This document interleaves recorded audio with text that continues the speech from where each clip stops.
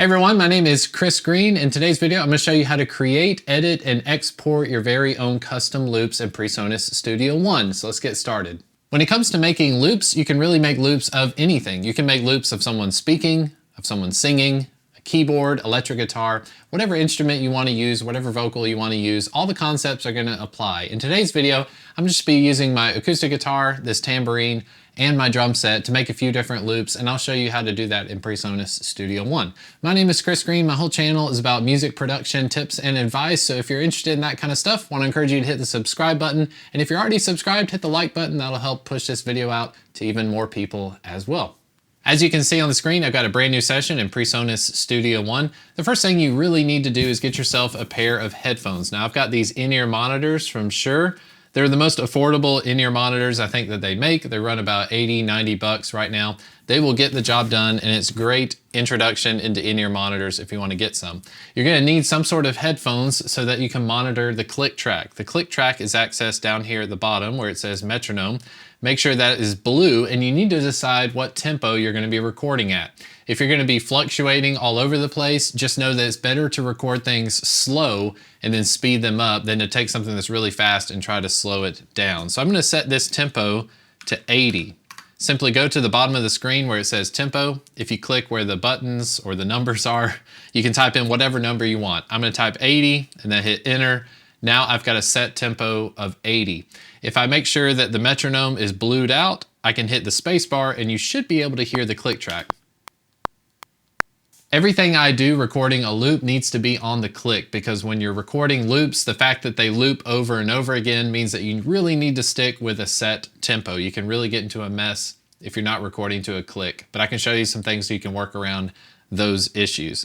All right, so here on the screen, I've got a Neumann TLM-103. This is just a large diaphragm condenser microphone. If you're doing vocals, anything like that, highly recommend getting a large diaphragm condenser. I'm gonna create a new track and call it tambourine. I'm pretty sure I spelled tambourine wrong, but it's gonna be yellow, and my input is gonna come from this microphone right here. So I'll record enable. And now over on my RME interface, you can see I've got gain structure. Looks like we're getting a healthy signal there. So now what I want to do is I want to record to the click track. Make sure you've got your headphones or your in-ears in. I'm going to hit record and just get a couple of measures worth of tambourine.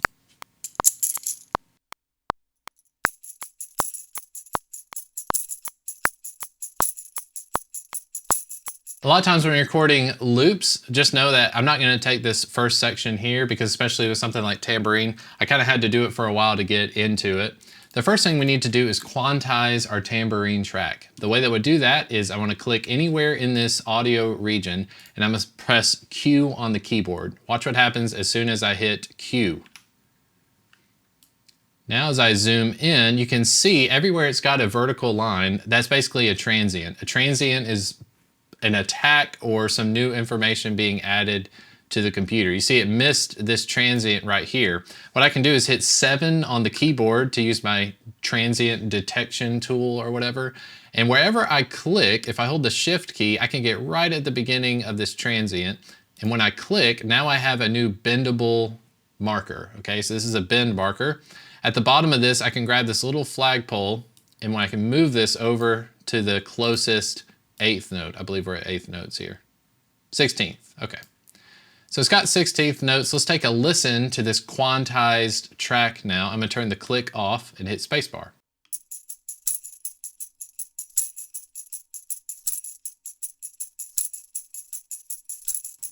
Okay, there's some sloppiness happening, but I wanna especially zoom in to measures 3.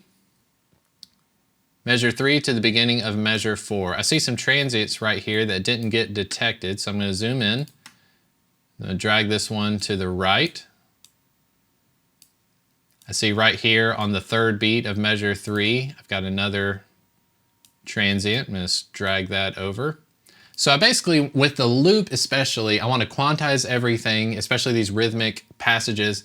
I want to make sure that all of those vertical lines are lining up right with the 16th notes. Got one more over here. At this point, just kind of guessing. So again, you hit the 7 key on the keyboard to go to this tool. If the snap function is turned on, you need to hold shift so that you can freely move this around, and then click and drag this where it needs to go. Now I'm going to use my loop region. Above the measures, you just have the little pencil tool. You can go from measure 3 all the way to measure 4. And then I'm going to hit the question mark or the slash key, and you should see the loop region is now blue, meaning that it's going to loop over and over again. Now let's hit the space bar and let's listen to this loop.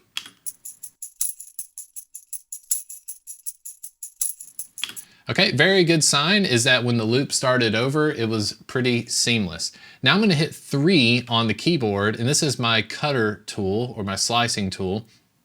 And I'm going to go to the beginning of measure 3, and I'm going to click. Now I've cut this region. I'm going to go to measure 4, the downbeat of 4. I'm going to click again.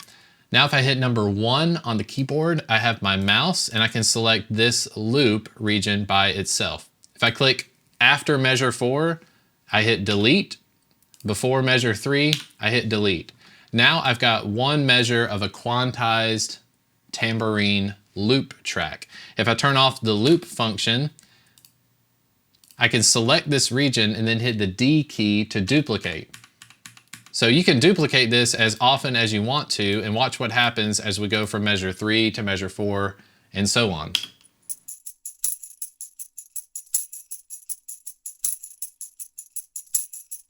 Okay, so that tambourine track is pretty successful as far as quantizing. You can right click any of these audio regions and then select where it says bend marker. It's got the check mark. You can uncheck that if you want to go back to just looking at audio waveforms, okay? Because sometimes those bend markers, it can look a little confusing. But there is my tambourine track. Now let's do the same thing with the acoustic guitar. I'm going to duplicate this track and I'm going to call it acoustic. I think I misspelled that one again. I'm just going to change the color because I'm finicky about that stuff. I'm done recording on the tambourine track. Now I want to record enable on the acoustic track. All right, now I've got my gain set up for playing this acoustic guitar into the TLM 103. I'm going to make sure my click track is on. I've got my in-ear in, and let's play a little loop.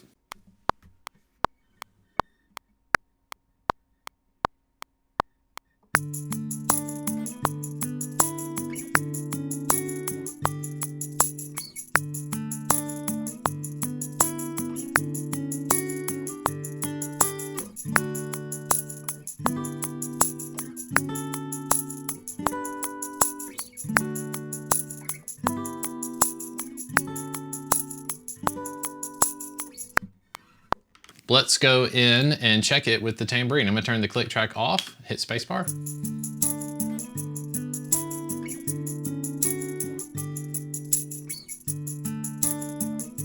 We're going to do the same thing we did on the tambourine track. I'm going to zoom in here, click and drag down.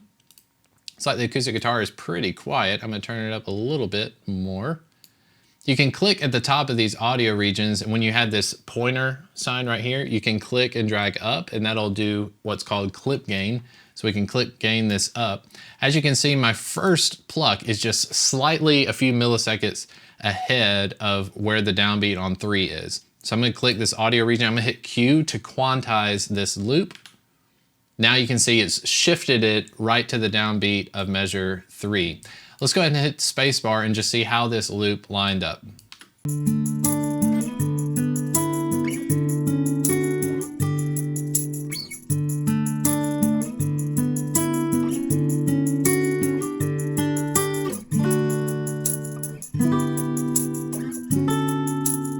Okay, as you can hear, this downbeat of measure 7 came in a 16th note too soon. So I'm gonna hit 7 on the keyboard.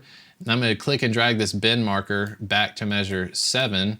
I'm going to check ahead. We've got some of this going on. If there's a bend marker that's in the wrong place, like it had this bend marker here, go to the bottom of the bend marker and double click, and that will remove the bend marker and it will remove the quantizing that happened. I'm just going to quickly scan ahead. Sometimes the little algorithm it's got running, like right here, it detects something, and when you see this red, it means that it's stretching the audio pretty insanely, okay? Usually that's not a good thing. So if you see a lot of red like this, probably means you either need to re-record or it might sound a little warbly. Warbly, is that a word? I'm gonna right click and remove these bend markers. I'm gonna do the same thing I did earlier. I'm gonna hit number 3. I'm gonna cut the beginning of this loop so it's nice and clean. Now let's listen to our loop.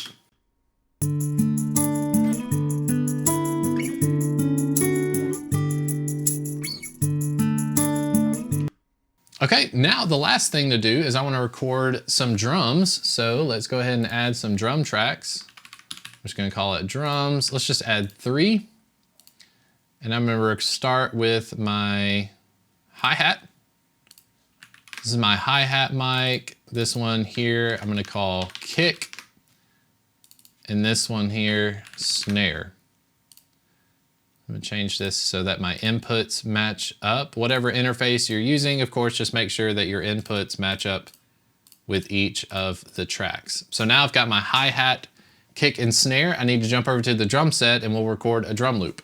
All right, so now I've got my drumsticks. I'm gonna be playing along with just a pattern on the hi-hat, kick, and snare drum. And we're gonna do the same thing we did earlier with the tambourine and the acoustic.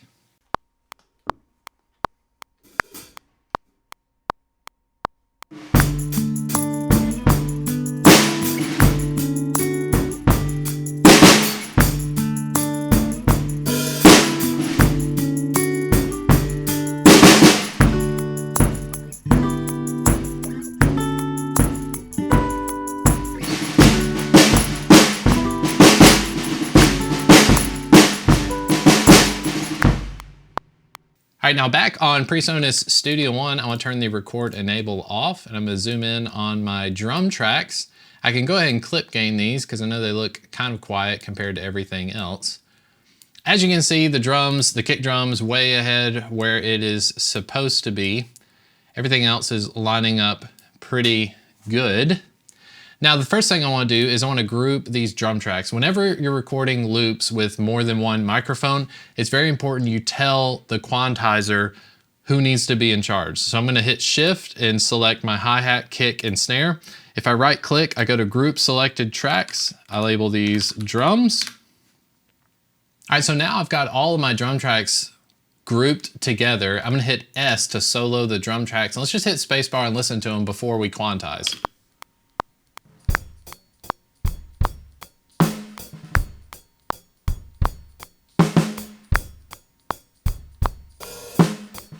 Okay, now a lot of times if you quantize something that has a lot of microphones on it, so if you've got a bunch of drum tracks and a bunch of microphones, you might run into some issues if you just quantize everything all at the same time. I'm just gonna select all of these drum tracks. I'm gonna hit Q, so let's quantize these. We'll zoom in and see how it did. So as I zoom in here, we just quantized the drum track, but as you can see, there is a bend marker happening way before on the snare drum track. It's happening way before the downbeat of measure 3. So I'm going to drag that back and take a listen.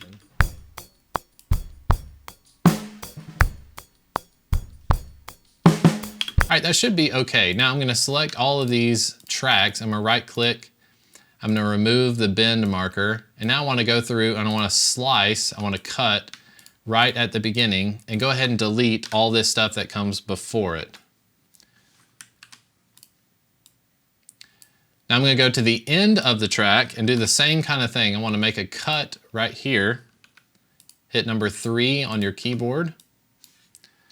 Now look at the end. At the end of my loop, you can actually see the audio of what's going to be coming after it. I don't want that audio to be audible, so I'm going to use my slice tool. I'm going to make cuts right here and make these little regions, but I don't want to delete them. I just want to click and drag, select them all, then hit Shift M, and that will mute them. So at the end of your loop, you don't want to hear 2 kick drums happening at the same time. So at the very end of this 10th measure, you don't want to hear it go boom, boom, going into the beginning of the loop.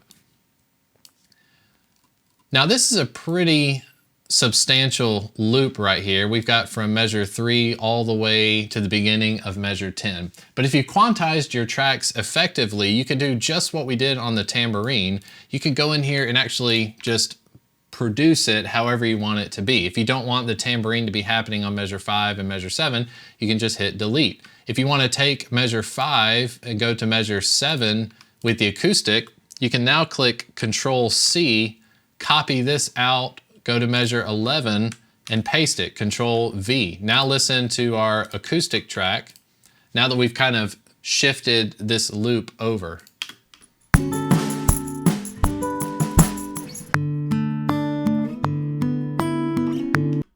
So if I select these drums and I group them again, I can now go to measure 9, for instance. I can make a cut, I can copy this, or you can just hit the D key and it will duplicate.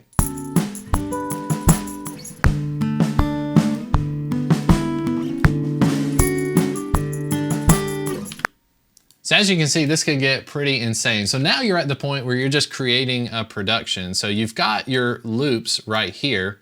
From measure 3 to measure 5, I would count that as a loop. So you can make cuts right there. The drums and the acoustic guitar are really what change it up. So this could be my A section where I've got from measure 3 to 5. I can select this whole thing and then hit Control C. I can come over here to measure 16. I can Control V, paste it right there. Now I've got these loops set up. Say I want to loop it again, hit D.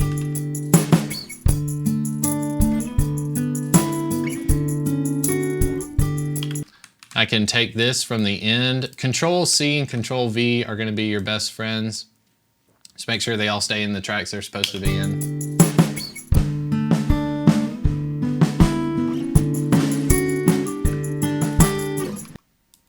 I can grab this over here. Really, it's up to you at this point. You're really just mixing and matching everything together.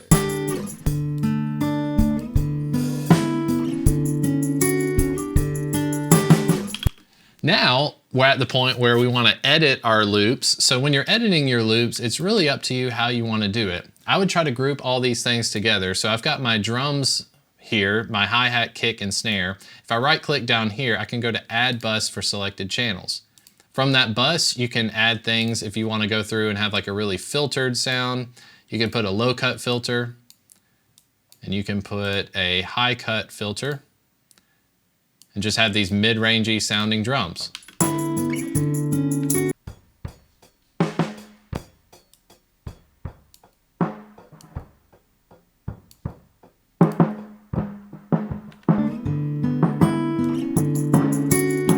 All right, just to recap, now we've recorded our loops, we've quantized them. So by quantizing them, I can copy, I can paste, I can duplicate, I can move these loops around anywhere I want. Specifically that tambourine track, there's so many times in songs, you're gonna hear a tambourine on a chorus and then it goes away and it comes back in on the chorus. Well, if you've quantized to the click track, you should be able to copy and paste these wherever you want them to go. Now, what if you want to export your loops? Maybe you want to use your loops in something like Ableton Live. If you're at a church, maybe you want to use these on a Sunday. What you can do is use the loop region to select whatever measures you want to export. So I'm going to go from measures 16 to 18, let's say. And now what I want to do is create what's called a stem track. So if I go up to Song, I can go to Export Stems. You hit this window, you should have an option to select whatever tracks you want to export. I've got my tambourine, acoustic, hi-hat, kick, snare, and I'm going to export my drums bus. The drums bus will actually have all three of the drums together, just in case you want them at the same time. If you have the hi-hat, kick, and snare separated, that gives you options when you're using Ableton and stuff to remove the kick drum if you want to. I'm just going to select these, and then I'm going to export them to my K drive. Make sure you hit these three dots to tell it where you want it to export to. File name prefix is going to be the first thing you see on the file name. So you can name it your song, or you can call it, you know, song 001. So it will say song 001 and they'll say tambourine, song 001, acoustic, song 001, hi-hat, and so forth. I'm going to export as a WAV file, 24-bit 48K. I recommend sticking to WAV file because a WAV file is going to be the same thing that you're hearing as you're editing in Studio One. You won't be surprised by any loss of quality. And then I've got between the loop selected because I've already selected measures 16 and 17. I'm gonna hit OK. So now Studio One has exported all of my tracks. I'm gonna go ahead and open up Tambourine with VLC Media Player. Let's take a listen.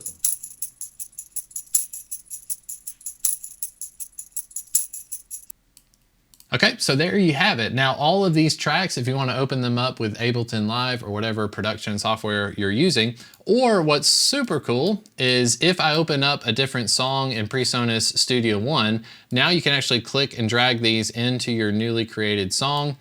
And there they are. Now's my kick track.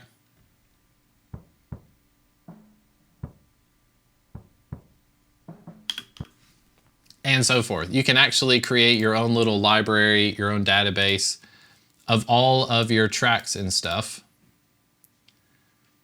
From that point, it's totally up to you how you use your loops and files from there, okay? Just imagine the possibilities. You might have a session where if you have a free day on your hands, you've got your acoustic guitar or your instrument, maybe you just want to create your own pack of loops that you can sell on the internet, or create your own loops that you can use in your session. If you have a drum set in your studio and you want to create your own drum loops, that might be beneficial for you later on with other people's music, okay? Well, thank you so much for watching. Again, my name is Chris Green. Hit the like and subscribe button if you haven't already. Feel free to leave me a comment in the comment section if you have a question, especially about Studio One or any of this recording stuff. Be happy to answer you. Thanks for watching again. I'll see you next time.